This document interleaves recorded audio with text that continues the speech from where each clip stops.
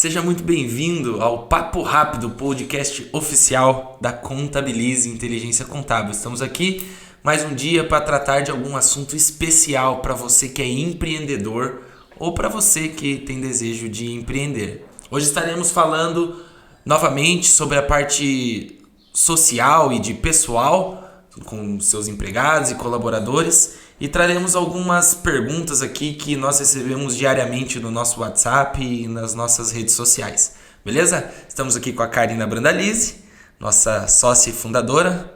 Boa tarde. Oi, Gustavo, tudo bem? Tudo bom. Bora lá então. Karina, hoje vamos conversar um pouquinho sobre terceirização. A gente sabe que muitas vezes os empresários eles querem economizar alguns custos com funcionários e colaboradores e eles optam pelo lado de terceirizar, fazer com que seus funcionários virem MEI para que eles prestem serviço para a empresa. Então, a primeira pergunta que fica, que a gente sempre recebe é: pode-se fazer isso? Pode-se transformar todos os seus funcionários em MEI? Então, Gustavo, esse assunto é um assunto muito polêmico, né? Traz bastante demanda de perguntas, porque com o objetivo de querer economizar tributos, na verdade, muitos empresários acham que economizam tributos transformando seus funcionários em MEI. Então, a primeira coisa que a gente tem que entender é que a relação trabalhista empregado-empregador, regida pela CLT, ela é diferente da prestação de serviço de uma empresa MEI, PJ. Então, o microempreendedor individual, ele é uma pessoa física que trabalha sozinha e presta serviços e teve a oportunidade de se formalizar criando um CNPJ. Já faz muitos anos que o sistema de pessoa jurídica MEI funciona no Brasil.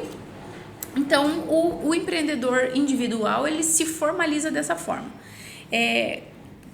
O que configura um vínculo empregatício? Por que um funcionário se chama funcionário e um prestador de serviço, uma pessoa jurídica prestadora de serviço, é uma pessoa jurídica prestadora de serviço?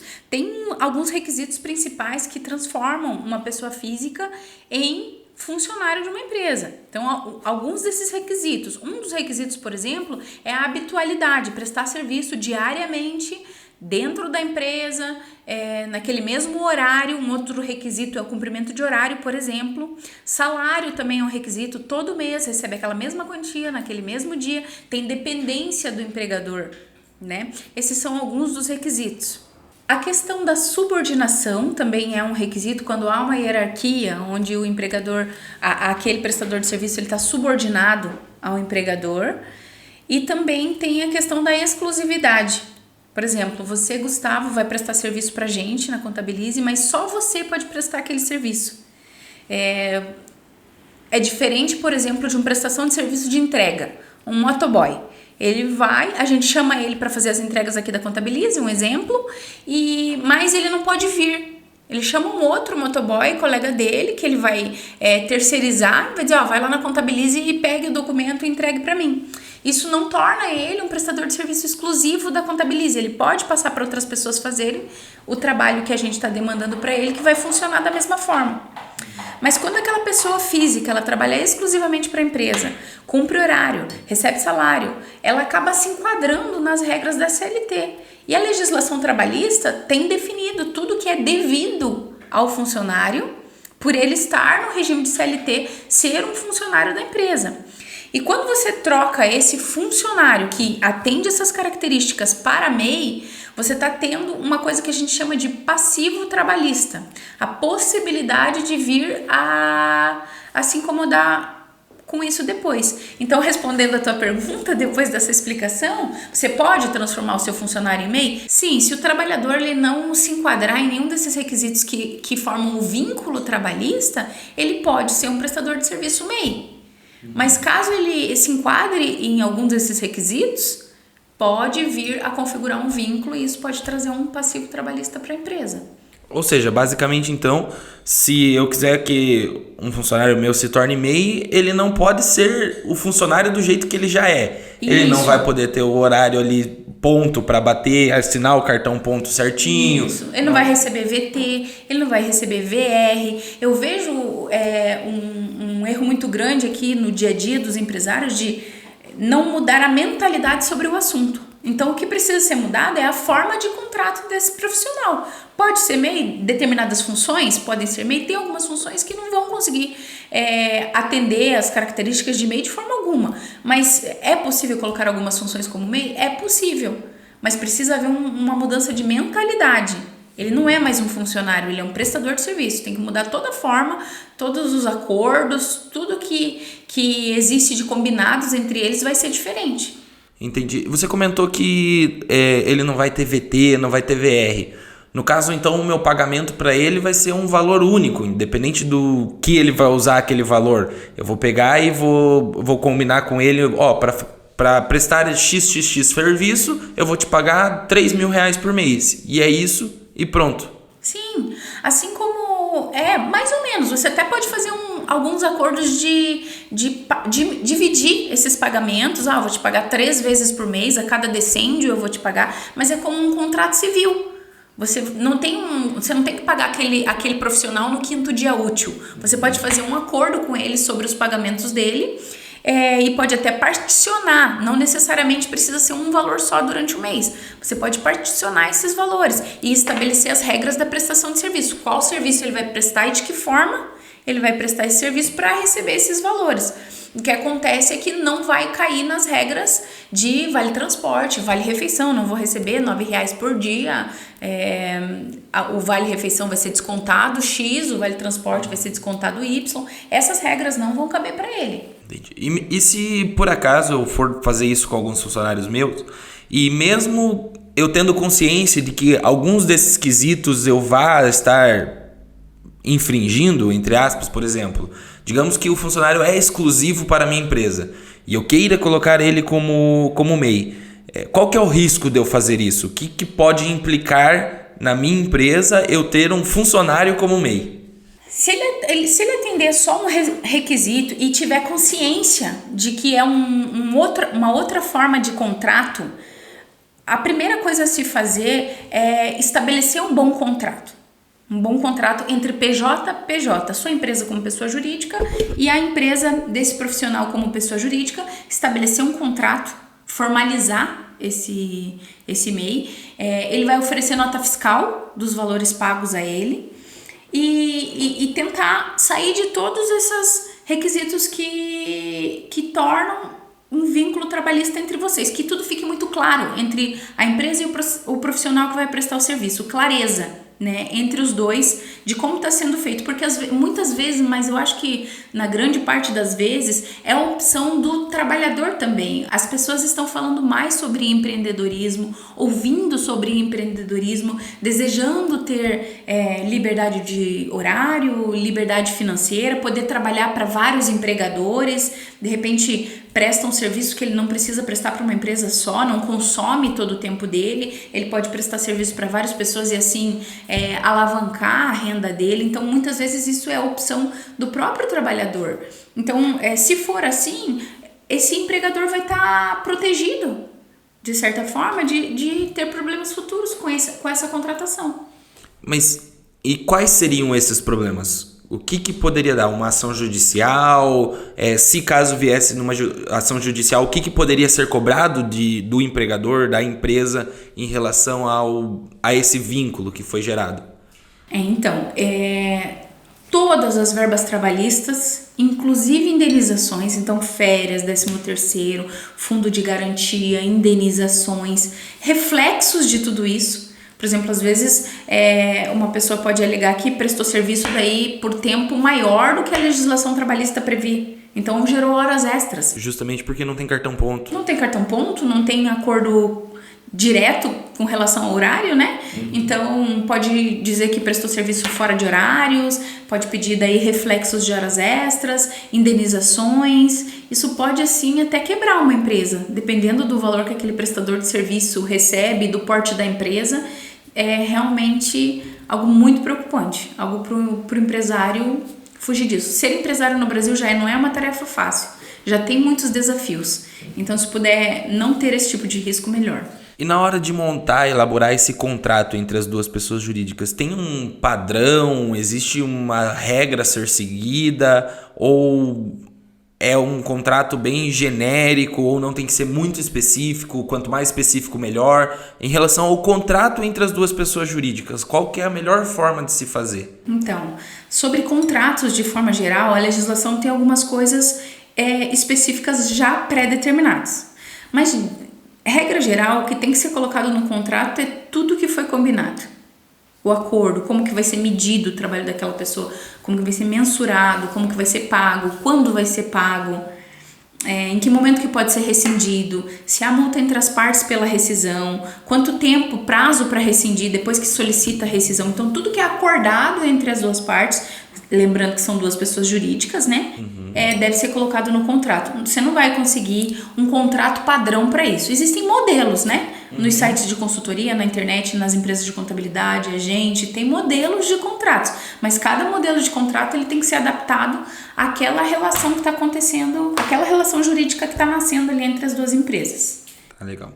Em relação à nota fiscal, você até comentou no começo que o prestador de serviço MEI vai ter que emitir uma nota fiscal contra a empresa, o empregador, a pessoa jurídica empregadora.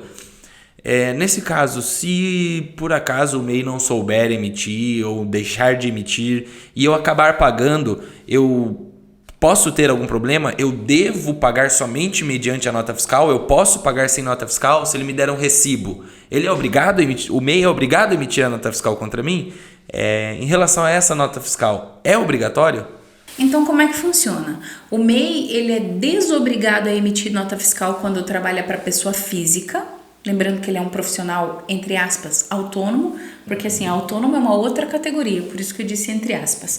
Então ele é um profissional livre, né, que não tem vínculo algum.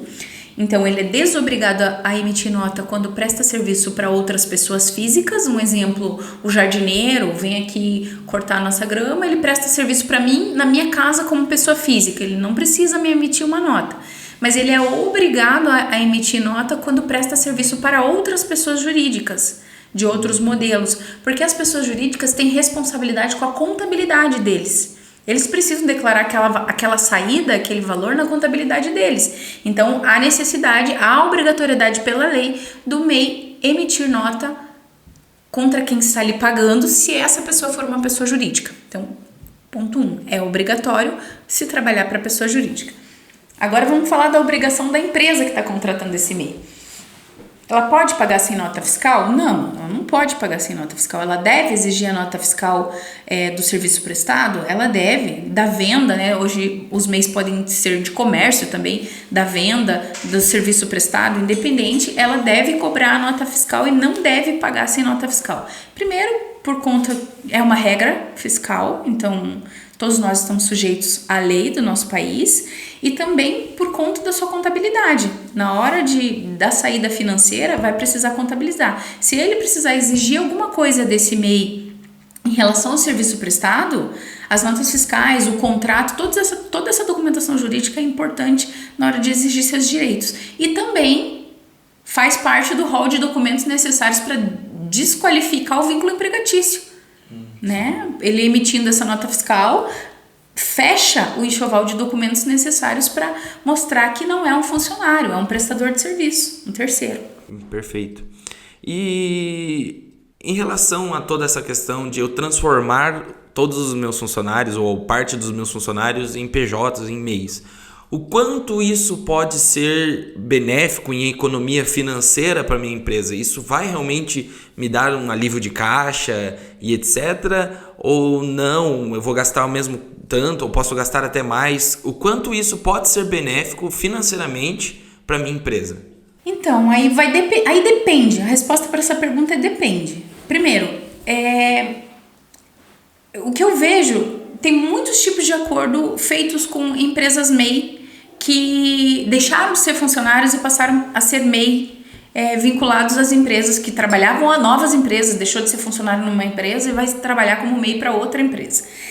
Depende se o valor oferecido é maior, cobriria o valor do salário mais as verbas ou não. O que a gente vê por aí é que as empresas pagam mais para esses MEI. Colocam já as verbas trabalhistas que talvez eles pagariam se fosse um funcionário já no valor da prestação de serviço e fazem esse pagamento. Se for assim, eu não vejo muito por esse lado de economia, nem por conta da empresa, maior economia, porque eu acho que eles pagam melhor as pessoas jurídicas MEI, e nem vejo pelo lado do funcionário que ele vai perder alguma coisa. Tudo vai depender de como ele administra, porque se ele está recebendo um valor maior e for um bom administrador e conseguir fazer essas reservas, ele vai ter o fundo de garantia dele próprio, ele mesmo vai poder fazer um fundo, uma poupança, ele vai poder investir, ele vai ficar com esse dinheiro na mão dele, ao invés de depositado na Caixa Econômica ou na mão do empregador em forma de 13º que ainda vai ser pago, de terço de férias que vai ser pago, de verbas rescisórias que talvez sejam pagos.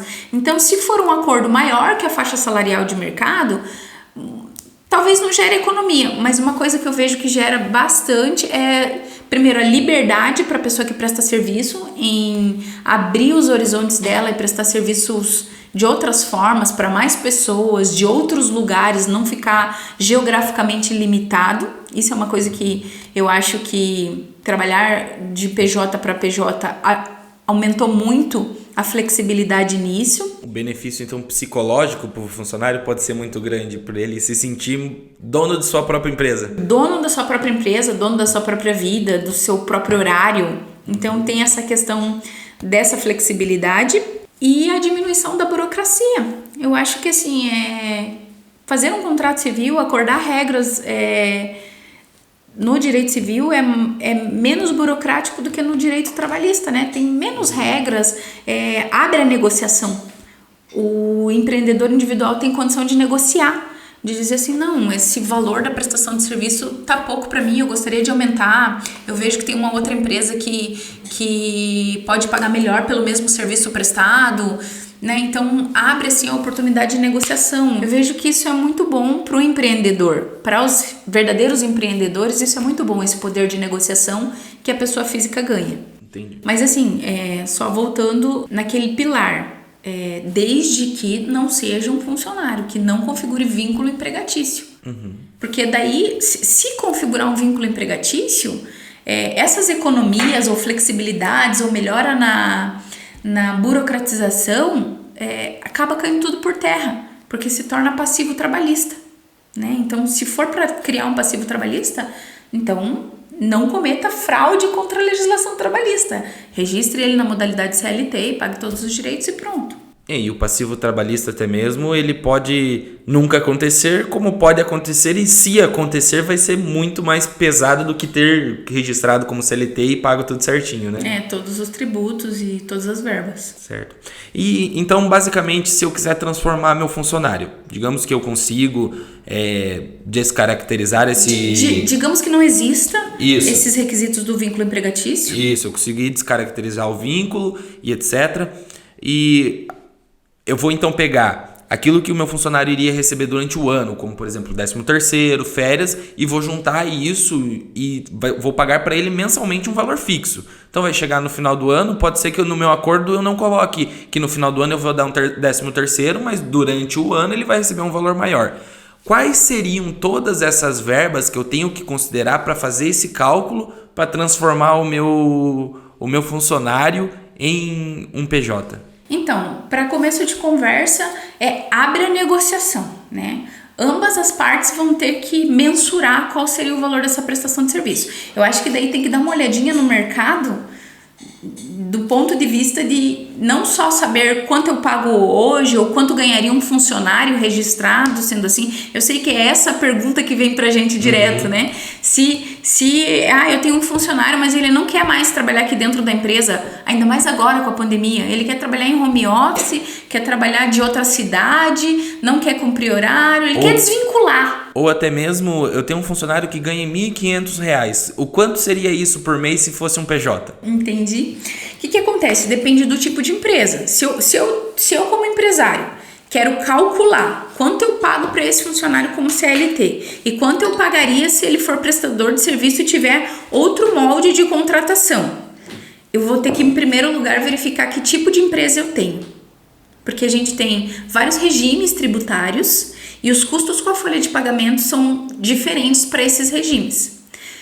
Se eu sou uma empresa do Simples Nacional, por exemplo, na maioria dos anexos, que também mesmo no Simples Nacional, também há tributação de, por exemplo, INSS parte empresa, mas alguns anexos do Simples Nacional estão livres de pagar o INSS parte empresa.